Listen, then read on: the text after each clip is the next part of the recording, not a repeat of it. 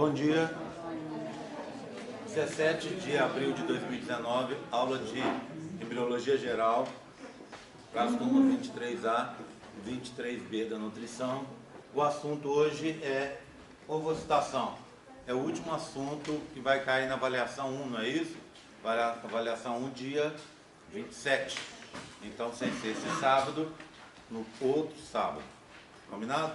Bem, algumas mulheres reportam no meio do ciclo um incômodo.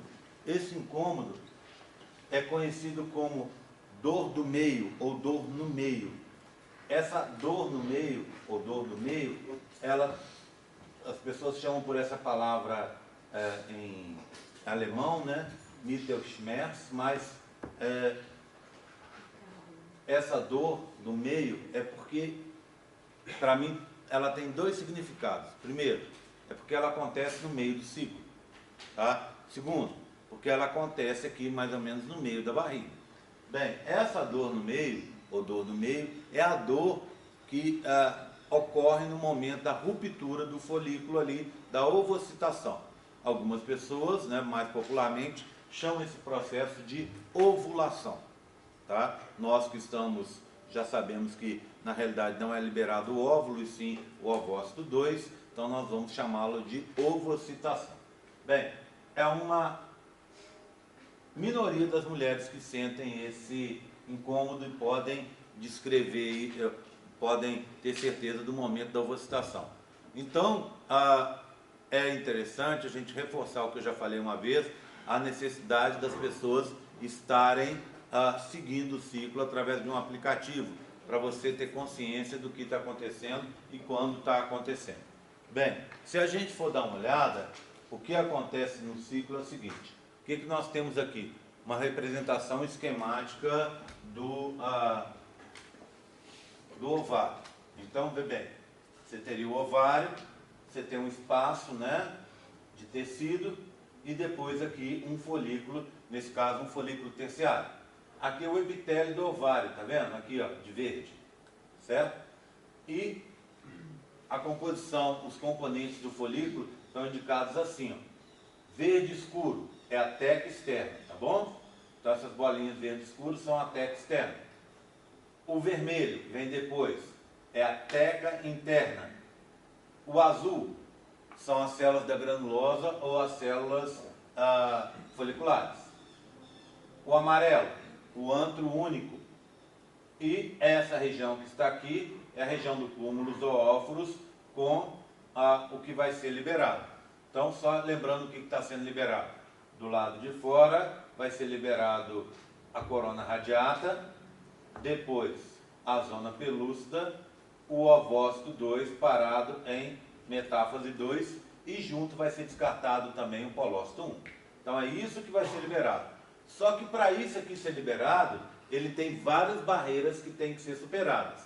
A primeira delas é a própria parede do folículo. Então, essa parede tem que ser suplantada para que ele possa sair. Depois, ele vai ter que superar esse espaço aqui, ó, em que você tem o estroma, né, o tecido do ovário.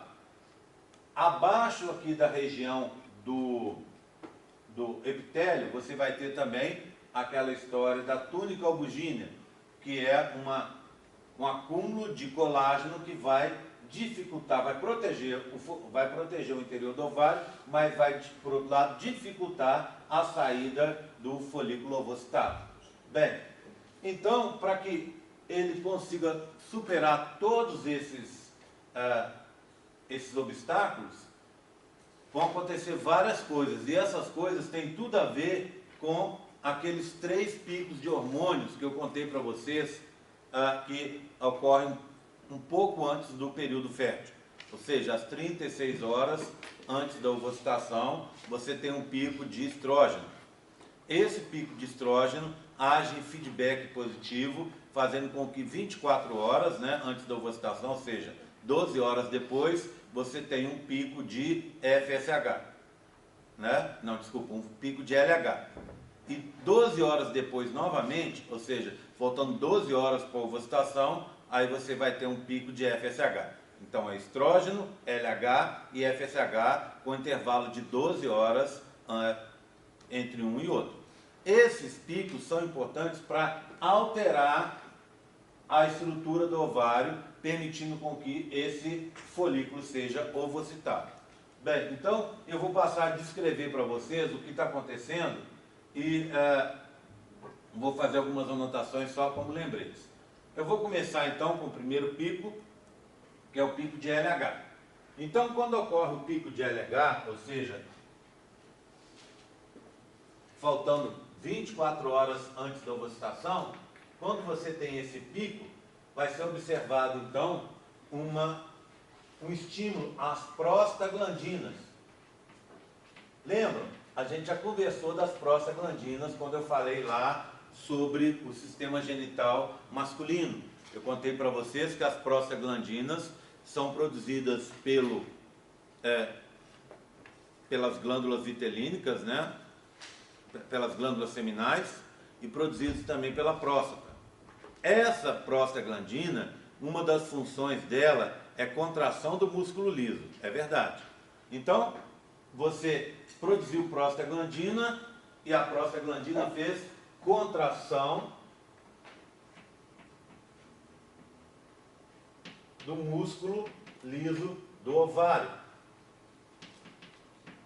Com essa contração, você começou ritmicamente a espremer o ovário e espremer essa estrutura que é grande. Vocês lembram do modelo, né? Ela é bem grande. Então você está espremendo essa estrutura aqui, para como se fosse uma pereba, né? Para que ela seja empurrada para fora. Outra coisa que é importante lembrar é que na realidade a gente não tem um tipo só de prostaglandinas. As prostaglandinas são extremamente importantes. É uma família de mais de 30 compostos que recebem um nome meio genérico, não é isso? Elas têm uma estrutura química comum, claro, mas foram descobertas na próstata, por isso prostaglandinas, mas elas são produzidas em todo o organismo. Elas foram descobertas ainda no início do século passado. Várias décadas depois, elas deram um prêmio Nobel para o cara que as descobriu, que foi um sueco. Depois, 12 anos depois, ele recebeu em 1970. Em 1982, um grupo estudando as prostaglandinas ganhou novamente um prêmio Nobel, mas estudando o papel de algumas prostaglandinas no sistema imune. Então elas são importantes como moléculas para atrair para o local da inflamação células de defesa e também para causar uma vasodilatação, tá? Então essas moléculas são extremamente importantes e são extremamente variadas.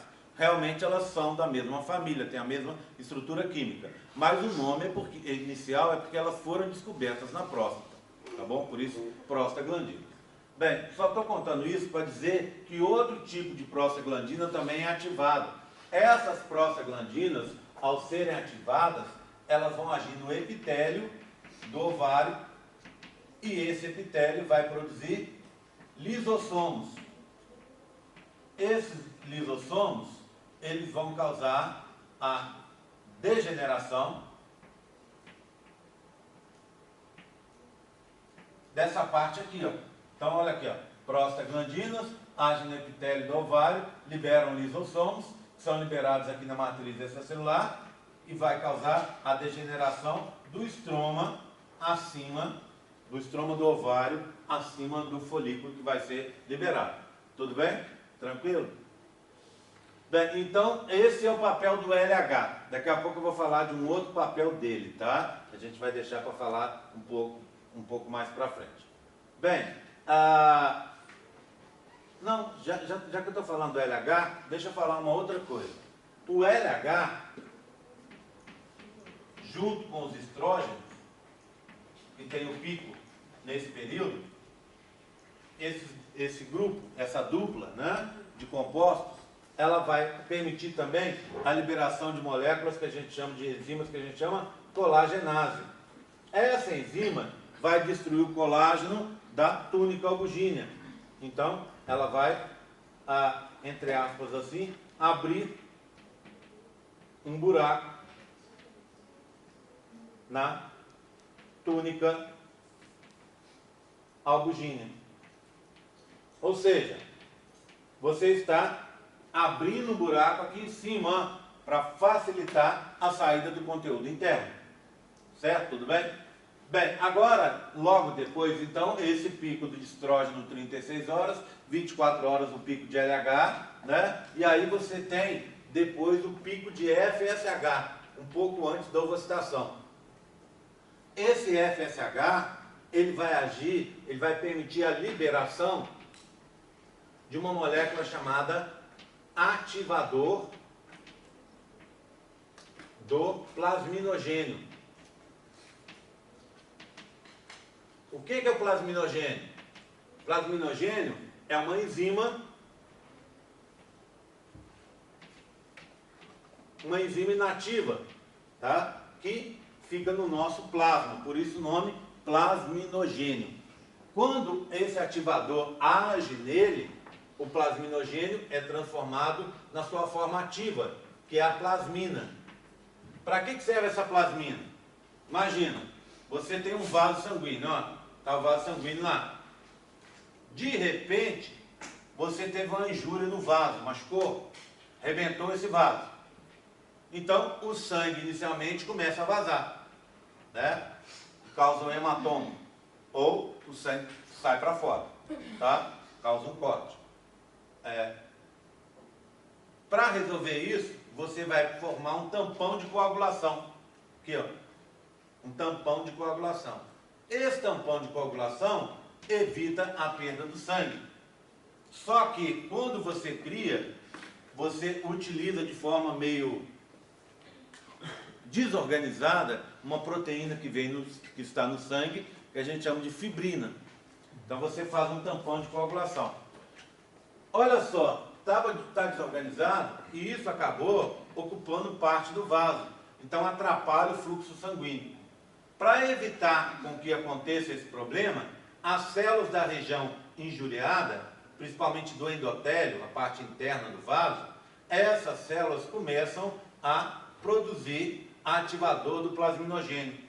O ativador do plasminogênio cai aqui, o plasminogênio vira plasmina, e a plasmina faz o quê? Olha aqui, ó. Conserta, remodela o vaso que foi rompido, tá vendo? Consertando aquele tampão inicial de coagulação. Tudo bem? Então isso é o que acontece normalmente no nosso corpo. Lembrando que o líquido que está aqui, ó, é filtrado do plasma, tá? O líquido do ântero é filtrado do plasma. Portanto, lá você tem também plasminogênio, tá? Porque ele está no plasma. O que vai acontecer? Essas células aqui, ó, daqui a pouco começam a produzir ativador do plasminogênio. Esse plasminogênio faz o quê? Ele vai pegar, vai transformar o plasminogênio em plasmina, tá vendo? Ativador do plasminogênio, transforma o plasminogênio em plasmina, e a plasmina age na matriz extracelular aqui do interior do folículo. Destruindo o quê? Destruindo o que ela já destrói lá no sangue, que é a fibrina. E ao destruir a fibrina da matriz extracelular, você solta as células, desfaz a estrutura interna do folículo, facilitando a saída do que está no seu conteúdo interno. Tudo bem? Tranquilo? Você ia perguntar, Ricardo? Sim, ela atua em todo o organismo. Em todo organismo. Tá. Aquela degeneração, que tipo de degeneração é essa? É degeneração. Ali, quando fala de Eu estou chamando de degeneração, mas na verdade é uma digestão, tá? Digestão do conteúdo que está lá de cima para baixo. Então, vocês estão entendendo? Eu comecei eu estou agindo em cima para abrir o espaço. Estou agindo embaixo para empurrar a estrutura que está ali, tá? Outra coisa que a gente observa. LH mais FSH são responsáveis por um acúmulo de líquido, que a gente chama de edema, não é isso? Esse acúmulo de líquido acontece no interior do ovário, de forma generalizada. Então imagina, ó, você tem uma bolinha lá que vai ter que sair, ela está sendo exprimida pela contração do músculo, você está destruindo a parede interna e abrindo espaço para ela sair. Agora você está acumulando líquido. Lembra que o ovário, ele tem uma cápsula de colágeno, que é a túnica albugínea. Então, se você está aumentando a pressão interna, você também está contribuindo para que as coisas saiam. Então, você causa um aumento da pressão interna do ovário. E eu vou colocar um inclusive aqui, ó. Inclusive no antro. Ou seja, acumula água não é só no interior do ovário.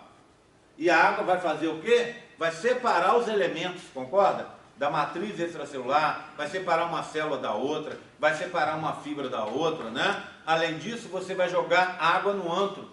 E esse antro vai ficar cada vez maior. Quando ele fica maior, a pressão interna também aumenta. E a tendência é que force aquela coisa que está ali dentro para sair. Outra coisa que esse edema costuma fazer. Esse edema, imagina, ó, você está enchendo de água e está espremendo aqui. Tem pequenos vasos sanguíneos nessa região aqui, ó. Então você está empurrando mais o edema, que vai aumentar a pressão dos vasos. Isso vai causar o que a gente chama isquemia, que é uma falta de circulação sanguínea, tá? Falta de circulação sanguínea. Isso causa morte dos vasos, morte das células. Então, causa o que a gente chama necrose do tecido. Aqui em cima, ó, causa necrose. Por que eu estou falando aqui em cima e não do lado e não do outro? Porque aqui você tem uma coisa que está pressionando. Então entra água aqui, a pressão fica maior. E aí, o que está aqui em cima morre. E ao morrer, abre espaço para que esse conteúdo interno seja liberado. Então o que está saindo? As células da corona radiata vão sair, vai sair também a região da zona pelúcida, o ovócito 2 vai acompanhar e a gente vai ter também aqui o polócito 1 que vai junto, tá bom? Então vai, corona radiata, zona pelúcida, polócito 1 e ovócito 2 parado em metáfase 2. Isso é liberado para fora. O que ficou? Ficou ali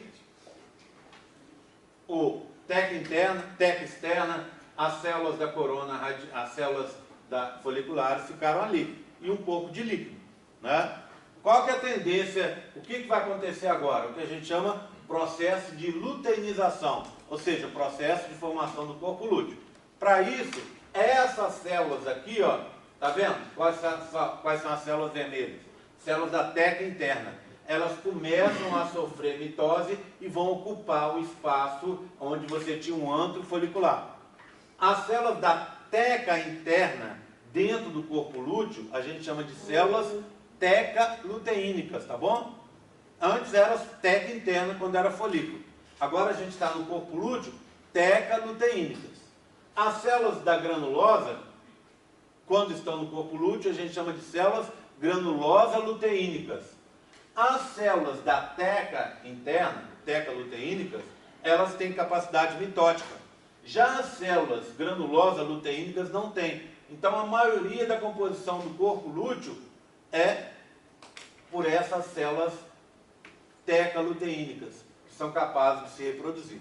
Tudo bem? Lembrando, esse corpo lúteo vai produzir progesterona, é a principal produção dele. Essa progesterona vai ser produzida até o dia 25, mais ou menos, se não houver fecundação, e se houver fecundação, ela vai ser produzida durante 3 meses, tá? E aí, quando para a produção, o corpo lúteo, né? Quando o corpo lúteo morre com 3 meses, para a produção do corpo lúteo, mas a produção vai continuar lá na placenta, que vai continuar produzindo progesterona até o final da gestação. Lembrando mais uma vez, progesterona e estrógeno são essenciais para manter o útero preparado para a gestação. Então a produção tem que continuar. Quando o corpo lúteo morre, essa produção vai para a placenta e vai continuar sempre no mesmo nível.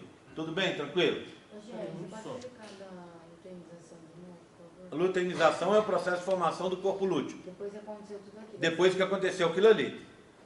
Então, o interior do corpo lúteo é tomado pelas células tetraluteínicas, tá? Porque elas têm capacidade mitótica.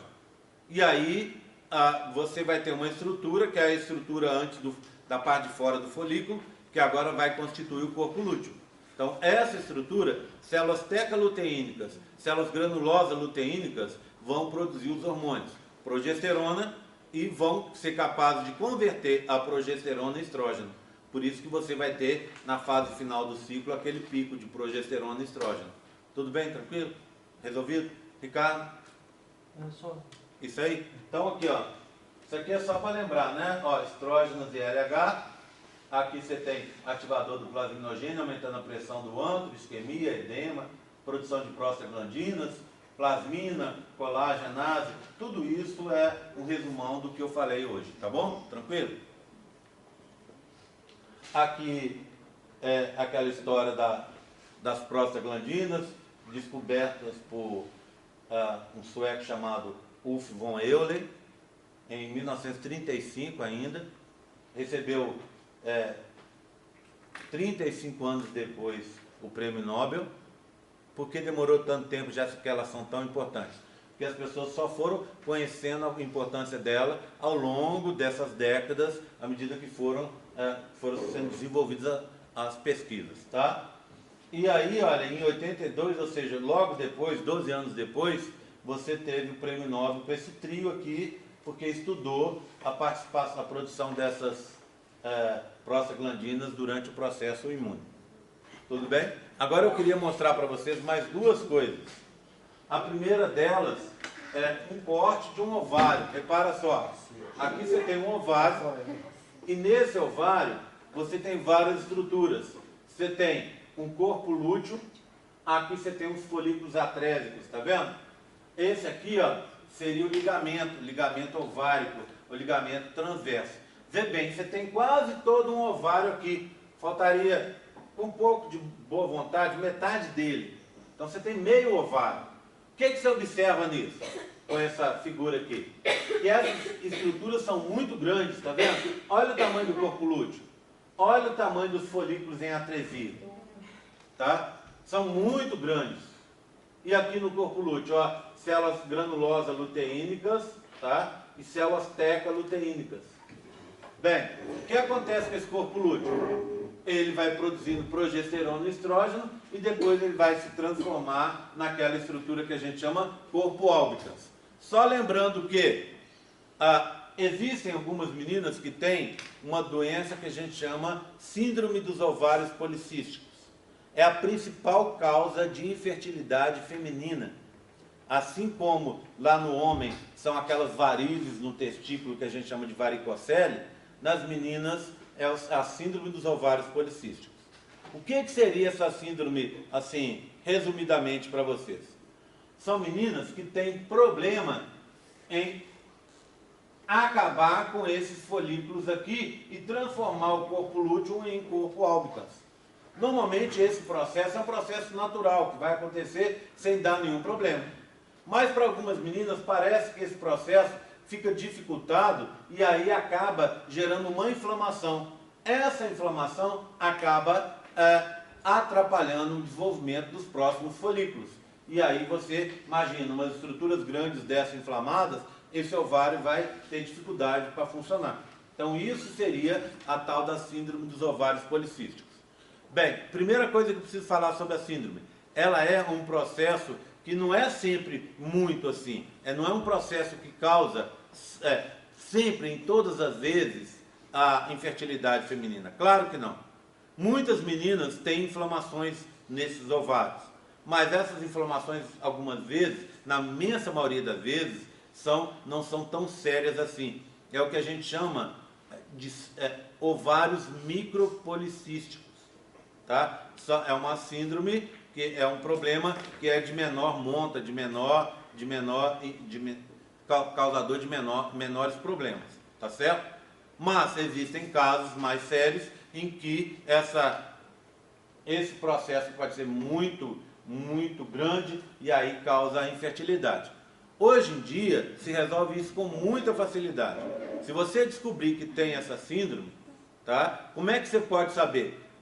Uma indicação o seu ciclo não está certo, o seu ciclo, claro que não é só por isso que o seu ciclo pode estar inconstante, tá? Tem outros motivos, mas é uma indicação que está acontecendo.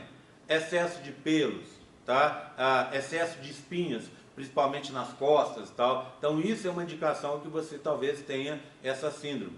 O que você vai fazer? Vai na médica e a médica vai resolver isso com um anticoncepcional. Para quê? Para evitar com que o processo aconteça. A médica vai te perguntar: fulana, você quer ter filhos agora? Você vai falar que não.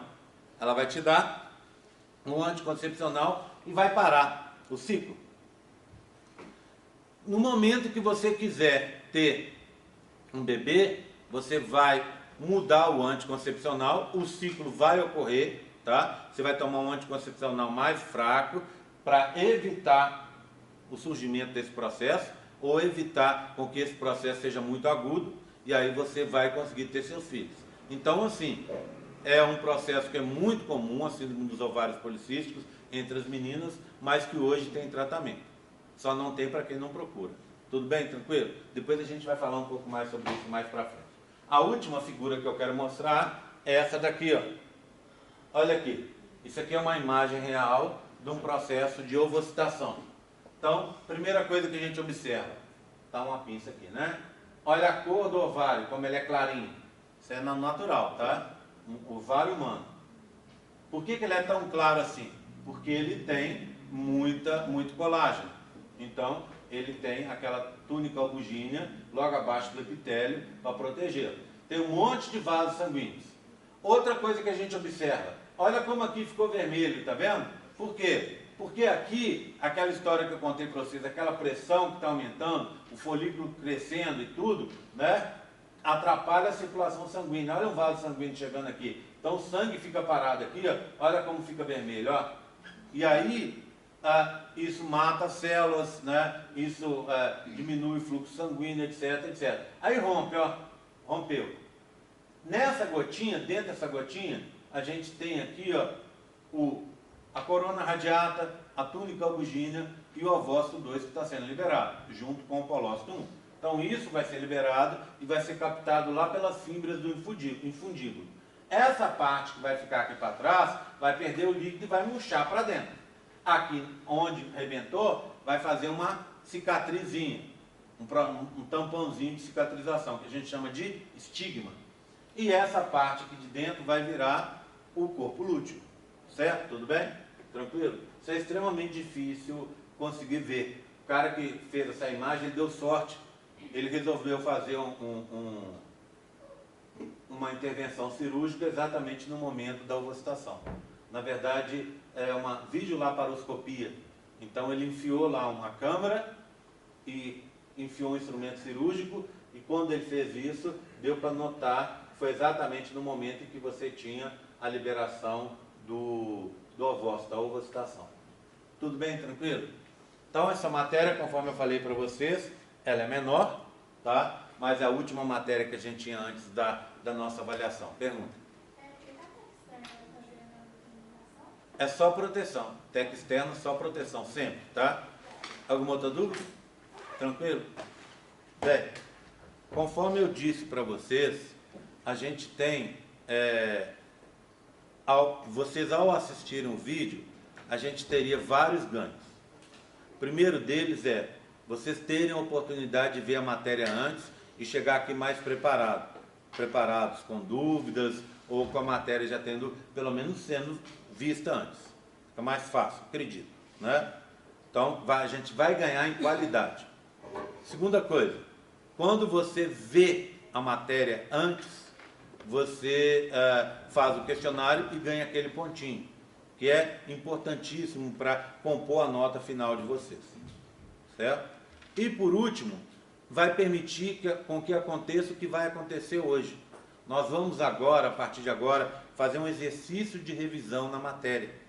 Tá? Esse exercício é para ser entregue por vocês no dia da prova. Ele é para ser feito individualmente aqui. Então, cada um vai tentar fazer o seu. Se não conseguir, pode pedir ajuda para o amigo. Mas eu não quero ninguém assim, ó. Qual que é a resposta da questão 2? Me dá aí para copiar. Não é essa a intenção. O que eu quero aqui nesse momento? Que você veja, faça um autoexame e descubra o que você entendeu até agora e o que você está tendo dificuldades. Tá certo? Essa que é a intenção. Se você for para copiar da outra pessoa, isso aí se perde. E aí vai resultar num problema para você lá na prova. Bem, então tem alguns exercícios que são, vocês vão ver, são exercícios de revisão. Na aula de segunda, a menina até me perguntou: ô Gerry, eu posso fazer anotações na folha, anotações minhas? Falei com ela, falei assim, a folha é sua, você pode anotar.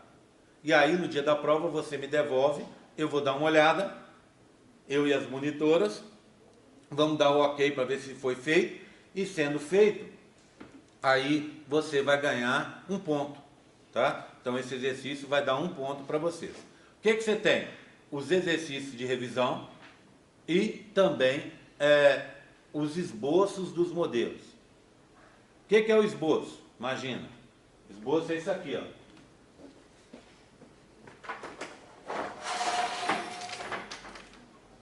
Esse é o modelo, ó. Tudo bem? Esse é o modelo. Eu vou chegar de caneta ou lápis, eu tenho um quadrado lá, na verdade um retângulo, né? Pronto. Aqui embaixo, uma descrição. Eu vou descrever isso aqui e falar assim, ó. O modelo da garrafa, por exemplo. Tudo bem? Aí eu vou desenhar. Do meu jeito, tá? É importante que seja do meu jeito. Por quê? Quando eu desenho, tá vendo? Mesmo que seja um desenho torto, tá? Quando eu desenho, eu estou guardando a estrutura na minha cabeça, tá? Bem, aí eu vou chegar, eu sei que tem uma tampinha e tem um negocinho aqui. Aí eu ponho assim, ó, a cor verde, claro. Esse aqui, ó, verde escuro, tá?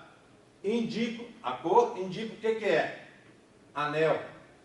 Nesse caso aqui, ó, tampa. Então, isso que vocês vão fazer com os modelos. Você vai olhar, vai desenhar o modelo, a caneta ou a lápis.